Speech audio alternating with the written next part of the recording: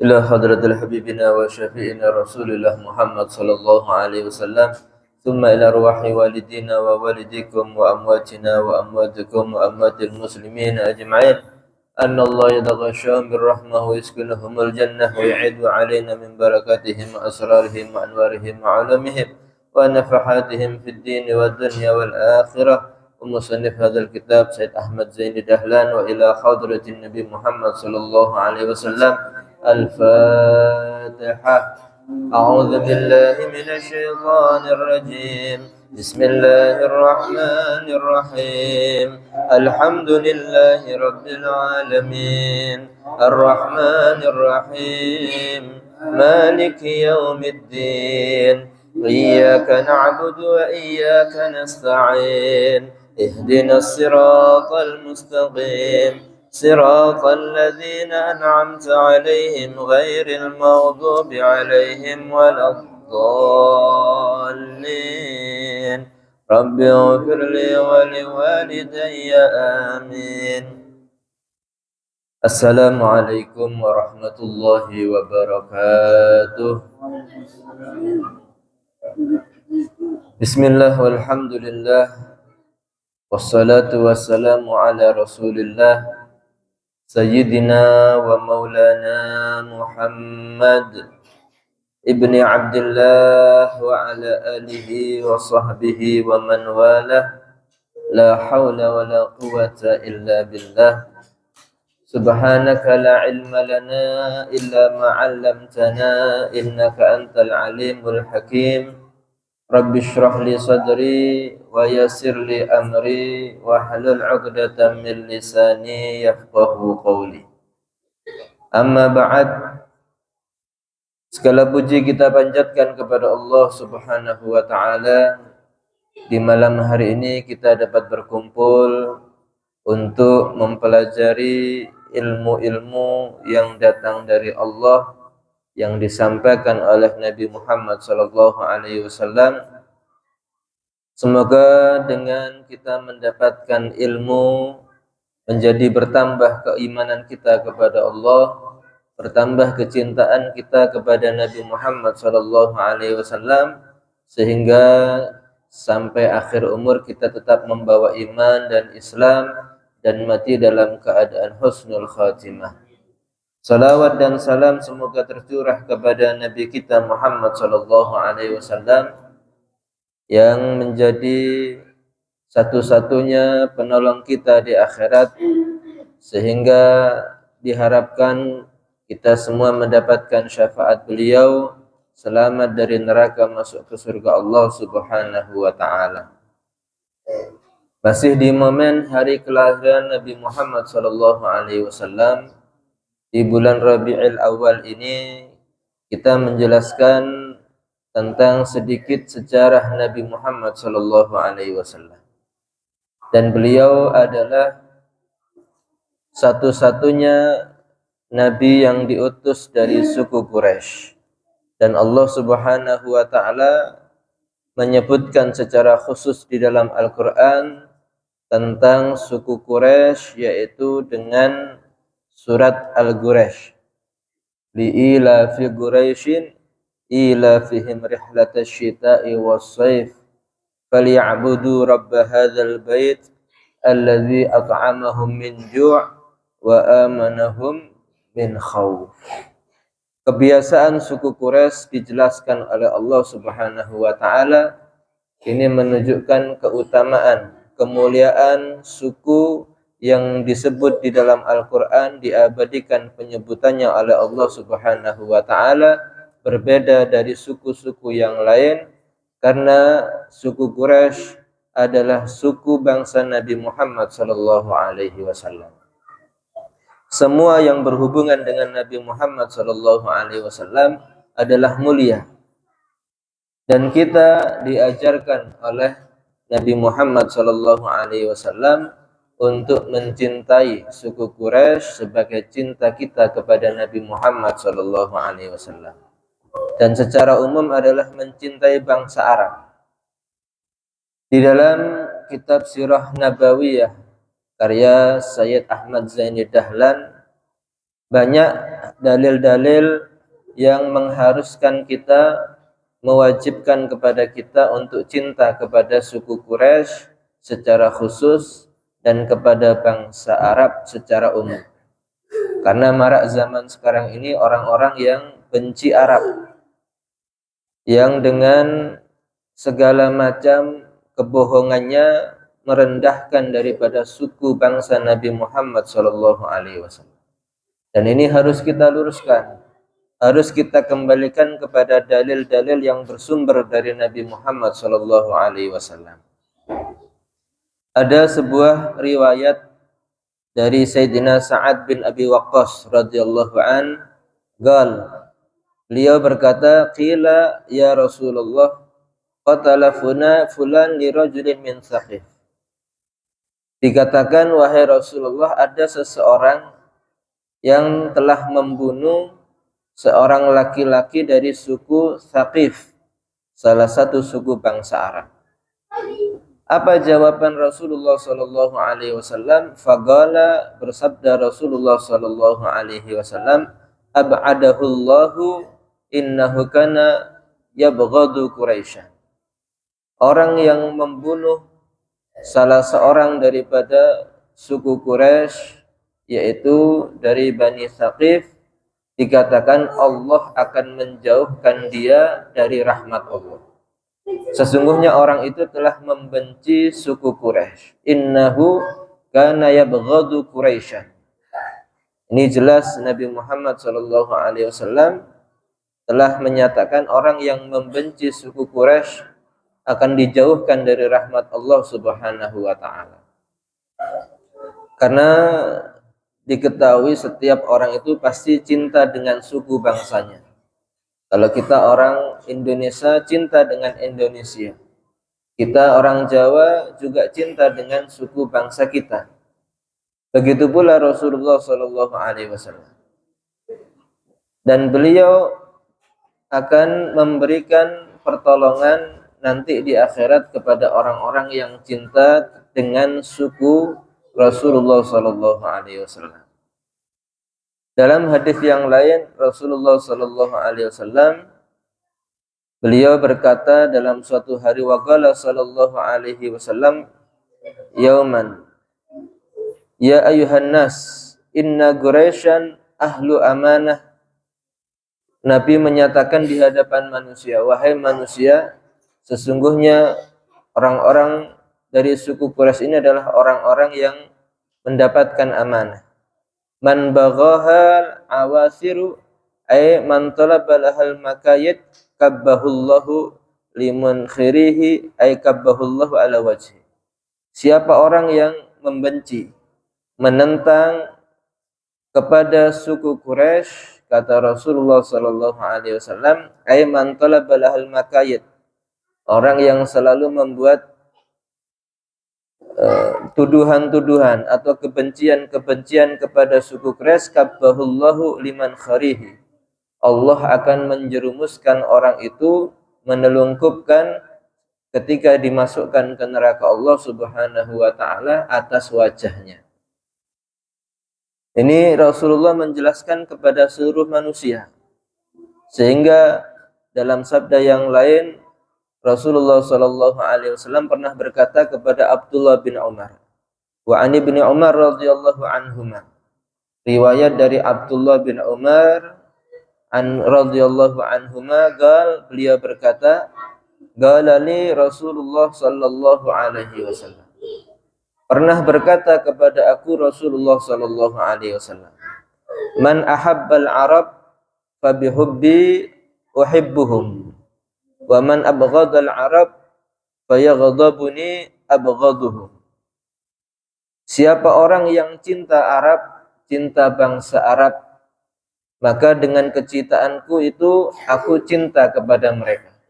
Orang yang cinta dengan Arab itu akan mendapatkan cinta Nabi Muhammad sallallahu alaihi wasallam. Wa man abghadal arab, siapa orang yang benci Arab, fayabghaduni, maka dia telah membenci aku. Karena Nabi itu orang Arab. Siapa yang membenci Arab secara umum berarti dia telah membenci Nabi Muhammad sallallahu alaihi wasallam, abghaduhum, dan aku akan membenci kepada mereka. Kalau sudah Nabi benci dengan kita karena benci dengan bangsa Arab secara umum, maka khawatir di akhirat tidak mendapatkan pertolongan, tidak mendapatkan syafaat dari Nabi Muhammad sallallahu alaihi wasallam. Ada juga sebuah hadis dari riwayat At-Tabarani.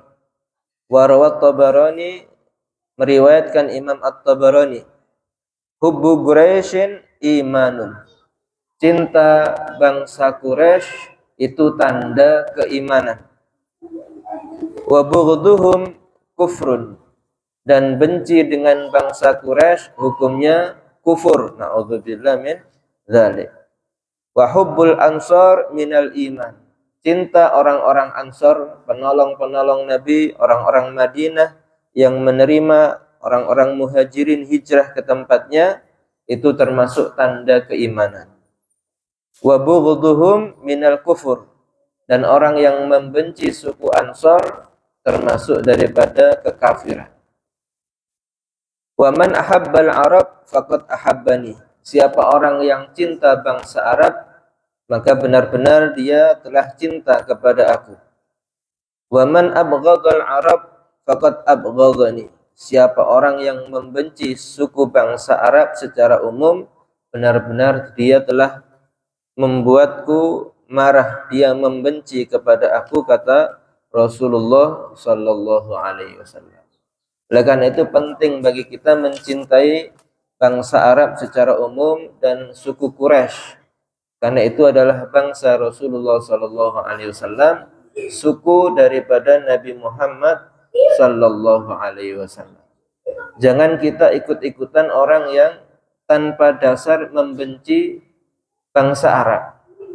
Karena tidak pernah diceritakan, tidak pernah ada sejarah bangsa Arab atau orang-orang Islam ini menjajah bangsa yang lain.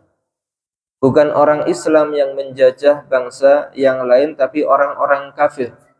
Orang Belanda, Portugis, orang Inggris, dan yang lain, orang-orang kafirlah yang berbuat zalim kepada umat Islam. Orang-orang Cina, semuanya mereka orang-orang kafir, ini yang menyebabkan berbuat zalim kepada umat Islam. Tidak pernah ada sejarah bangsa Nabi Muhammad SAW melakukan penjajahan. Sehingga jangan kita mau dibohongi dengan orang-orang yang tujuannya menjauhkan kita daripada Islam dengan membenci Arab dan akhirnya mendapatkan kebencian dari Nabi Muhammad sallallahu alaihi wa alihi wa sahbihi wasallam. Maka dikatakan oleh Sayyid Ahmad Zaini Dahlan, wabil jumlah, dan kesimpulannya, man ahabba syai'an ahabba kulla syai'in yuhibbu. Siapa orang yang cinta terhadap sesuatu, maka dia itu cinta kepada segala hal yang ada pada orang yang dia cintai. Kalau dia cinta dengan istri, pasti dia cinta dengan keluarga istri. Dia cinta dengan suku bangsa istrinya, dan seterusnya. Semua hal yang berkaitan dengan orang yang dia cintai akan dia cintai. Begitu pula kalau kita cinta dengan Nabi Muhammad, harus cinta dengan suku bangsa beliau, dengan bangsa Arab dan orang-orang Quraisy, karena beliau adalah dari suku Quraisy dan berbangsa Arab. Wa hadhi siratus salaf, dan ini adalah jalan orang-orang ulama-ulama terdahulu. Fa yajibu ala kulli ahad an yuhibba ahla baitin Nabi sallallahu alaihi wasallam. Maka wajib bagi setiap orang untuk cinta dengan keluarga Nabi Muhammad sallallahu alaihi wasallam, karena Nabi mencintai keluarga beliau. Tidak mungkin kita cinta dengan Nabi tapi membenci keluarga beliau. Ini menunjukkan cinta yang dusta. Wa bi jami'is sahabah minal Arab wal Ajam. Begitu pula cinta kepada seluruh sahabat-sahabat Nabi, baik dari suku Arab ataupun selain bangsa Arab.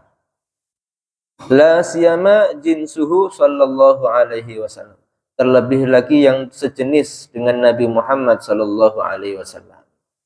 Oleh karenanya Ahlus Sunnah wal Jamaah, akidah yang kita anut adalah akidah yang mencintai Nabi Muhammad sallallahu alaihi wasallam, mencintai keluarga Nabi Muhammad sallallahu alaihi wasallam, mencintai seluruh sahabat-sahabat Nabi Muhammad sallallahu alaihi wasallam.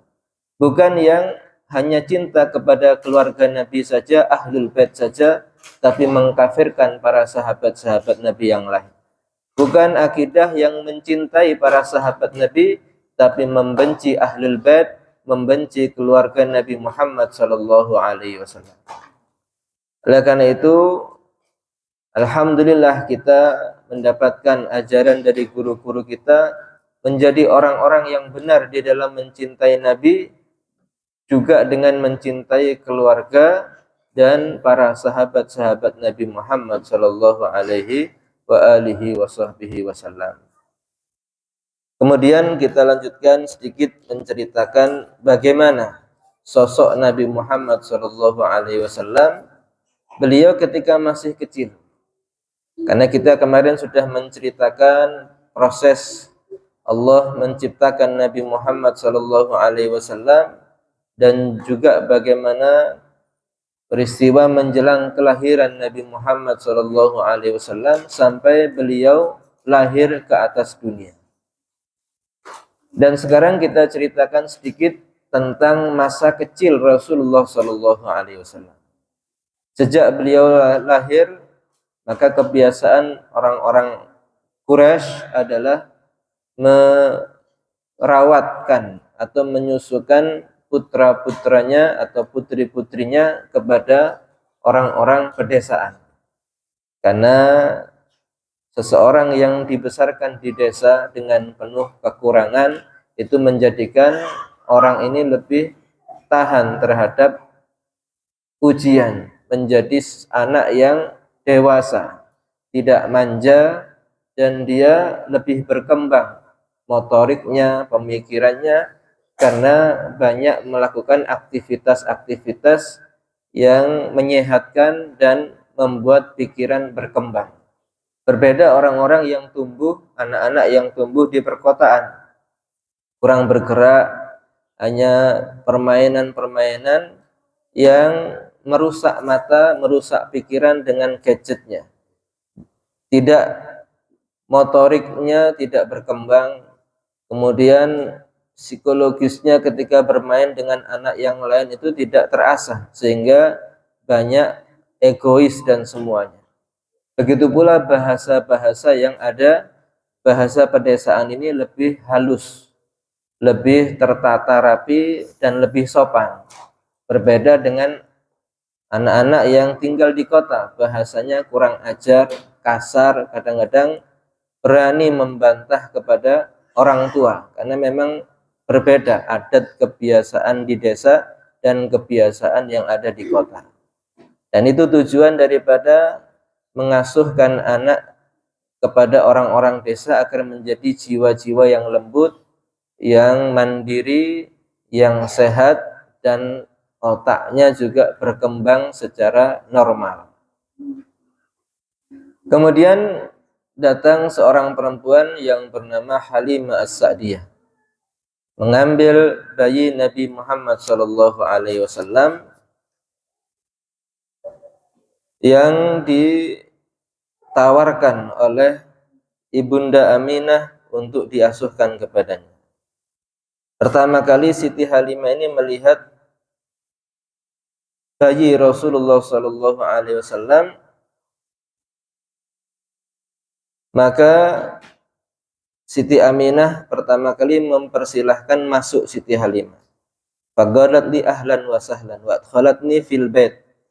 Kemudian alladzi fi Muhammad sallallahu alaihi wasallam fa idza huwa mudarijun fi thawbin sufin abyad minal laban.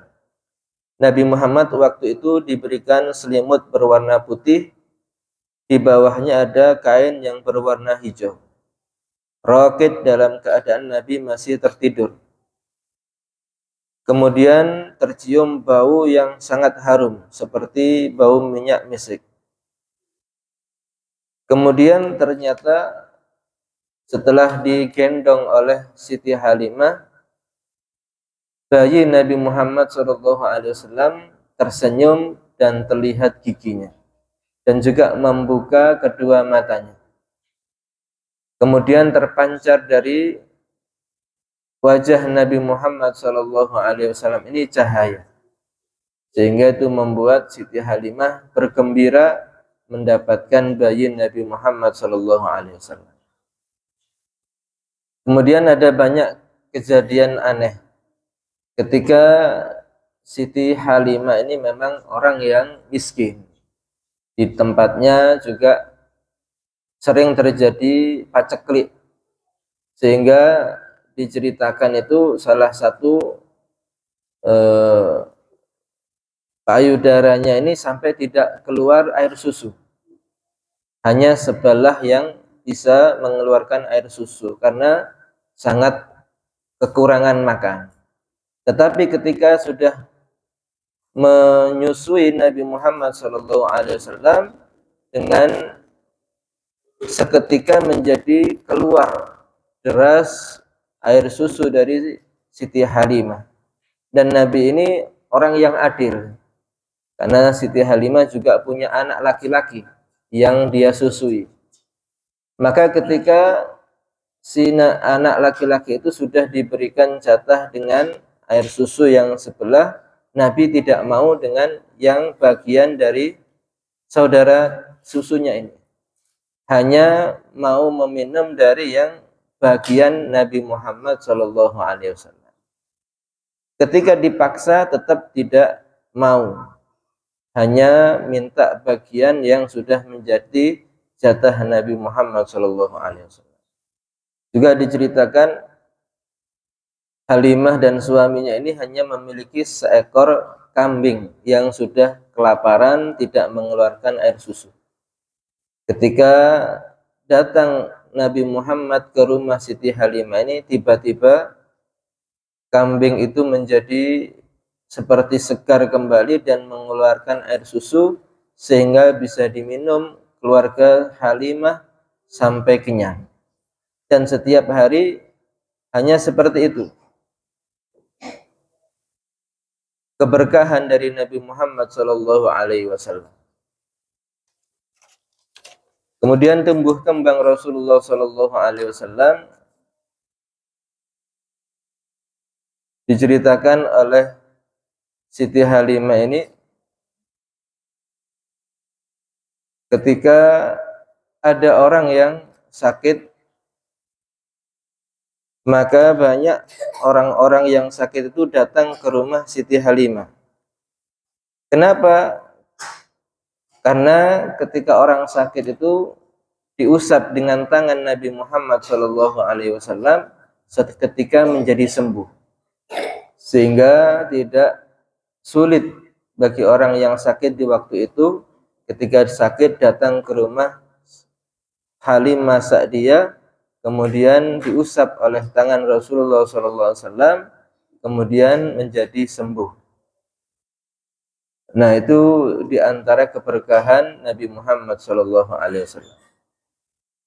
Malah diceritakan di sini, wa an Halimah radhiyallahu anha, Siti Halimah bercerita, galat, beliau berkata, kana Rasulullah SAW, adalah Rasulullah SAW lamma balagha syahrain yaji'u ila kulli janib. Ketika usia masih 2 bulan saja, Nabi itu sudah bisa merangkak ke mana-mana. Usia 2 bulan Nabi itu sudah bisa merangkak ke segala arah, kata Siti Halimah. Wa fi thalathati ashhur kana yaqumu ala qadamih. Umur 3 bulan Nabi itu sudah berdiri di atas kakinya. Wa fi arba'atin kana yamsikul jidar wa yamshi. Umur 4 bulan Nabi itu dengan berpegangan kepada tembok-tembok ini sudah bisa berjalan, meskipun masih harus berpegangan tembok. Wa fi khamsatin hasalat lahul qudrah alal masyi. Di umur 5 bulan Nabi itu sudah mampu berjalan. Ini tidak seperti bayi-bayi pada umumnya. Umur 5 bulan tidak ada bayi di seluruh dunia ini yang sudah bisa berjalan. Tapi Rasulullah SAW itu bisa berjalan di usia 5 bulan. Falamma balagha thamaniyata ashhur kana yatakallam. Usia 8 bulan Nabi sudah bisa berbicara.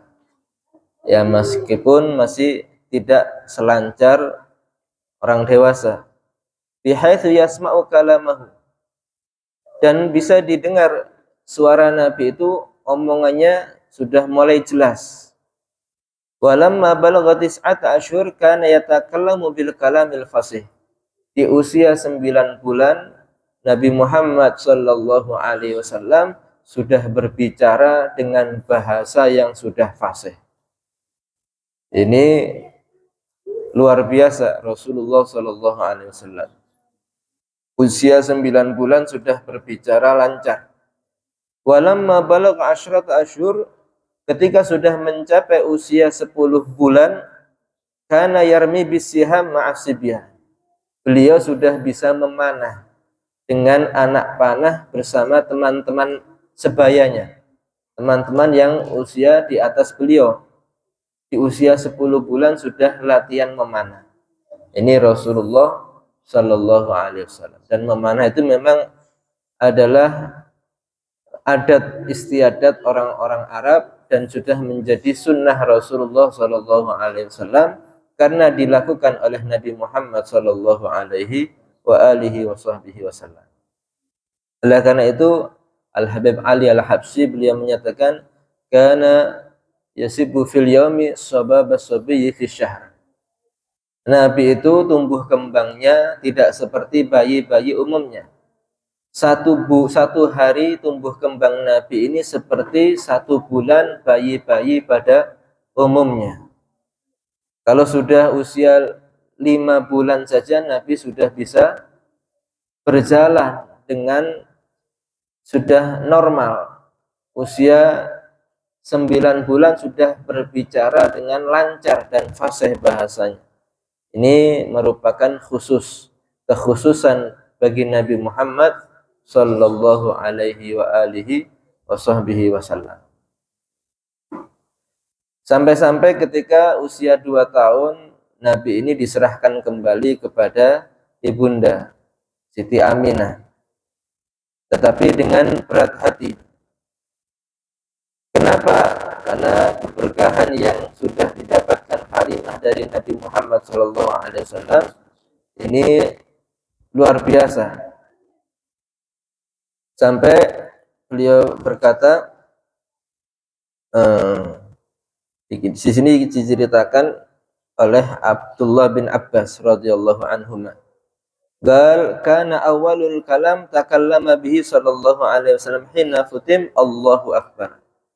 Ucapan yang pertama kali diucapkan Nabi Muhammad sallallahu alaihi wasallam ketika mulai berbicara adalah Allahu akbar kabira walhamdulillahi katsira wa subhanallahi bukratan wa asila.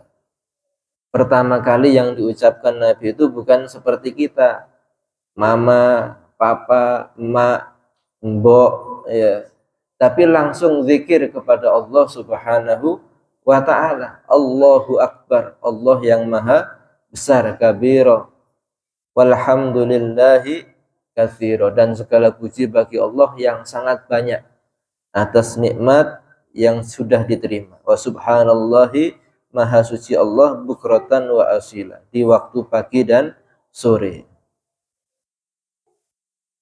Wa takallama bihadza aidan inda khurujihi min batni ummihi.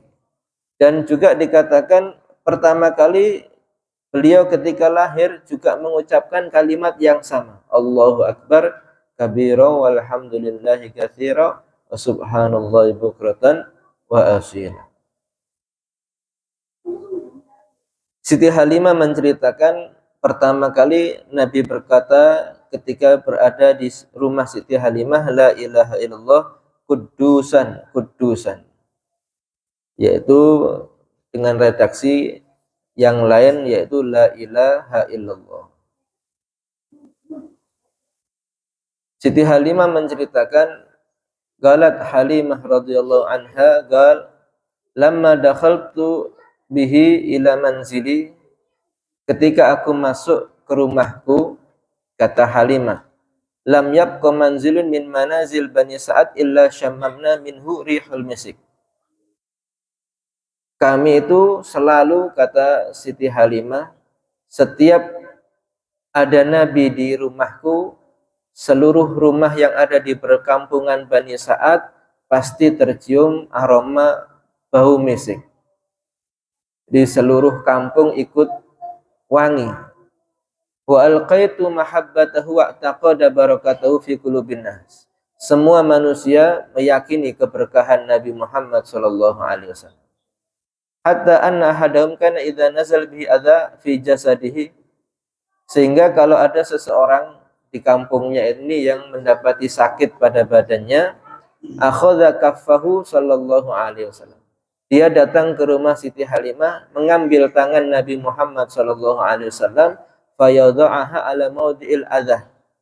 Diletakkan tangan Nabi Muhammad sallallahu alaihi wasallam, fatabarra'a biidznillah taala sari'an. Maka menjadi hilang sakitnya dengan izin Allah dengan segera.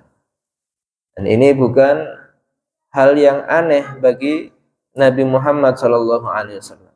Dan tabarruk itu hukumnya diperbolehkan, mengambil berkah dengan orang-orang mulia, dengan tempat-tempat mulia, karena Allah Subhanahu wa taala cinta dengan orang-orang yang mulia dan tempat-tempat yang mulia. Kalau Allah sudah cinta, Allah bisa memberikan terpenuhi hajat orang tersebut berkat bertabaruk dengan orang-orang mulia dan tempat-tempat mulia. Dan yang paling mulia dari makhluk Allah adalah Nabi Muhammad sallallahu alaihi wasallam.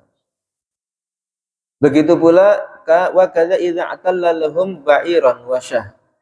Begitu pula kalau ada onta-onta yang lagi sakit, kambing-kambing yang sakit, itu mereka tidak datang ke dokter hewan. Mereka datang ke rumah Siti Halimah, mengambil tangan Nabi Muhammad sallallahu alaihi wasallam untuk diusapkan ke bagian onta ataupun kambing yang sakit tadi. Dan seketika itu dengan izin Allah diberikan kesembuhan oleh Allah Subhanahu wa taala. Oleh karena itu berat bagi Siti Halimah ini ketika harus menyerahkan kembali Nabi Muhammad SAW kepada ibundanya. Dan banyak sekali cerita-cerita yang intinya keajaiban, atau bahasa kitabnya adalah irhas, kelebihan yang Allah berikan kepada Nabi sebelum diutus menjadi seorang Rasul bagi Nabi Muhammad SAW, yang ketika masih berada di asuhan Siti Halimah As-Sa'diyah. Semoga kita dengan mendengar cerita-cerita ini semakin kita mencintai Nabi Muhammad SAW, semakin kita mengidolakan Nabi Muhammad SAW, dan kita semua tidak mudah terpengaruh dengan omongan-omongan orang-orang yang mengajak untuk benci dengan Arab, membenci suku Quraisy, membenci keluarga Nabi Muhammad, membenci orang-orang yang menjadi sahabat Nabi Muhammad SAW, karena itu sangat berbahaya. Bisa-bisa dikatakan kufur, keluar dari agama Islam, dan dikhawatirkan Nabi Muhammad benci dengan orang tersebut, tidak akan memberikan syafaat, sehingga di akhirat dia tidak bisa selamat dari neraka, na'udzubillah, dan jauh daripada masuk surga Allah Subhanahu wa taala. Semoga kita dikuatkan iman untuk selalu berakidah ahlus sunnah wal jamaah, mengikuti ajaran-ajaran para guru-guru kita salafus saleh yang sudah benar, dan kita hendaknya selalu mengingatkan kepada anak-anak kita, generasi selanjutnya, tentang cerita-cerita Nabi Muhammad SAW, karena zaman ini banyak sekali anak ataupun orang-orang yang sudah dewasa tidak mengenal, tidak mendengar cerita Nabi Muhammad SAW. sehingga dia jadikan Nabi Muhammad ini seperti orang biasa, tidak mengagungkan kepada Nabi Muhammad SAW, dan itu berbahaya. Nabi itu adalah yang paling dimuliakan oleh Allah Subhanahu wa Ta'ala. Semoga kita dengan mendengar cerita-cerita Nabi Muhammad dan cinta kepada beliau mendapatkan syafaat beliau di akhirat. Wal afu minkum. Assalamualaikum warahmatullahi wabarakatuh.